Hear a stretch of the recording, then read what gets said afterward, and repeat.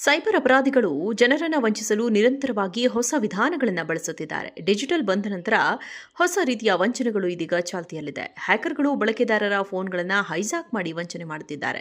ಇತ್ತೀಚೆಗೆ ಹ್ಯಾಕರ್ಗಳು ಮಹಿಳೆಯೊಬ್ಬರಿಗೆ ₹13 ಪಾವತಿಸಲು ಕೇಳಿದ್ರು. ಇದರ ಬೆನ್ನಲ್ಲೇ ಹ್ಯಾಕರ್ಸ್ ಲಕ್ಷಾಂತರ ರೂಪಾಯಿಗಳನ್ನು ವಂಚಿಸಿದ್ದಾರೆ. ಇದು ನಿಮಗೆ ಆಗದಂತೆ ತಡೆಯಲು ನೀವು ಏನೆಲ್ಲ ಎಚ್ಚರ ವಹಿಸಬೇಕು ಎಂಬುದನ್ನು ನಾವು ಹೇಳ್ತೇವೆ. ವರದಿಗಳ ಪ್ರಕಾರ ಸೈಬರ್ ಅಪರಾಧಿಗಳು ಮುಂಬೈನಲ್ಲಿ 78 ವರ್ಷದ ಮಹಿಳೆಯ ಫೋನ್ ಅನ್ನು ಹೈಜಾಕ್ ಮಾಡಿ ಲಕ್ಷಾಂತರ ರೂಪಾಯಿಗಳನ್ನು ಕದ್ದಿದ್ದಾರೆ. ವಂಚಕರು ಚಾಣಾಕ್ಷತನದಿಂದ ಅವರ ಬ್ಯಾಂಕ್ ಖಾತೆ ವಿವರಗಳನ್ನು ಪಡೆದು ₹2.5 ಮಿಲಿಯನ್ ರೂಪಾಯಿಗಳನ್ನು ಕದ್ದಿದ್ದಾರೆ. ಸೈಬರ್ ಅಪರಾಧಿಗಳು ಪ್ರಸ್ತುತ ಪ್ರಕರಣದ ತನಿಖೆ ನಡೆಸುತ್ತಿದ್ದಾರೆ. ಪೊಲೀಸರ ಪ್ರಕಾರ ಸೈಬರ್ ಅಪರಾಧಿಗಳು ತ್ವರಿತ ಸಂದೇಶ ವೇದಿಕೆ ವಾಟ್ಸ್ಆಪ್ ಮೂಲಕ ಮಹಿಳೆಯನ್ನು ಸಂಪರ್ಕಿಸಿ ಫೈಲ್ ಡೌನ್ಲೋಡ್ ಮಾಡಲು ಹೇಳಿಕೊಂಡಿದ್ದಾರೆ.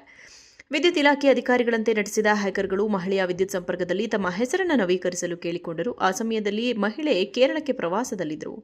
ಕರೆ ಸರ್ಕಾರಿ ಇಲಾಖೆಯಿಂದ ಬಂದಿದೆ ಎಂದು ಭಾವಿಸಿ ಹ್ಯಾಕರ್ಗಳು ಒದಗಿಸಿದ ವಿವರಗಳನ್ನು ಬಳಸಿಕೊಂಡು ₹13 ಪಾವತಿಸಿದರು. ನಂತರ ಹ್ಯಾಕರ್ಗಳು ಮಹಿಳೆಯ ಫೋನ್ ಅನ್ನು ಹೈಜಾಕ್ ಮಾಡಿ ಅವರ ಬ್ಯಾಂಕಿಂಗ್ ವಿವರಗಳನ್ನು ಕದ್ದು ಅವರ ಖಾತೆಯಿಂದ ₹2.5 ಮಿಲಿಯನ್ ಪಡೆದುಕೊಂಡಿದ್ದಾರೆ. ಸೈಬರ್ ಅಪರಾಧಿಗಳು ಜನರನ್ನು ವಂಚಿಸಲು ನಿರಂತರವಾಗಿ ಹೊಸ ವಿಧಾನಗಳನ್ನು ಬಳಸುತ್ತಿದ್ದಾರೆ. ಡಿಜಿಟಲ್ ಬಂದ ನಂತರ ಹೊಸ ರೀತಿಯ ವಂಚನೆಗಳು ಇದೀಗ ಚಾಲ್ತಿಯಲ್ಲಿದೆ. ಹ್ಯಾಕರ್ಗಳು ಬಳಕೆದಾರರ ಫೋನ್ಗಳನ್ನು ಹೈಜಾಕ್ ಮಾಡಿ ವಂಚನೆ ಮಾಡುತ್ತಿದ್ದಾರೆ. ಇತ್ತೀಚೆಗೆ ಹ್ಯಾಕರ್ಗಳು ಮಹಿಳೆಯೊಬ್ಬರಿಗೆ ₹13 ಪಾವತಿಸಲು ಕೇಳಿದ್ರು.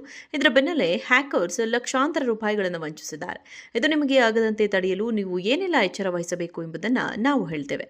ವರದಿಗಳ ಪ್ರಕಾರ ಸೈಬರ್ ಅಪರಾಧಿಗಳು ಮುಂಬೈನಲ್ಲಿ 78 ವರ್ಷದ ಮಹಿಳೆಯ ಫೋನ್ ಅನ್ನು ಹೈಜಾಕ್ ಮಾಡಿ ಲಕ್ಷಾಂತರ ರೂಪಾಯಿಗಳನ್ನು ಕದ್ದಿದ್ದಾರೆ. ವಂಚಕರು ಚಾಣಾಕ್ಷತನದಿಂದ ಅವರ ಬ್ಯಾಂಕ್ ಖಾತೆ ವಿವರಗಳನ್ನು ಪಡೆದು ₹2.5 ಮಿಲಿಯನ್ ರೂಪಾಯಿಗಳನ್ನು ಕದ್ದಿದ್ದಾರೆ. ಸೈಬರ್ ಅಪರಾಧಿಗಳು ಪ್ರಸ್ತುತ ಪ್ರಕರಣದ ತನಿಖೆ ನಡೆಸುತ್ತಿದ್ದಾರೆ. ಪೊಲೀಸರ ಪ್ರಕಾರ ಸೈಬರ್ ಅಪರಾಧಿಗಳು ತ್ವರಿತ ಸಂದೇಶ ವೇದಿಕೆ ವಾಟ್ಸ್ಆಪ್ ಮೂಲಕ ಮಹಿಳೆಯನ್ನು ಸಂಪರ್ಕಿಸಿ ಫೈಲ್ ಡೌನ್ಲೋಡ್ ಮಾಡಲು ಹೇಳಿಕೊಂಡಿದ್ದಾರೆ.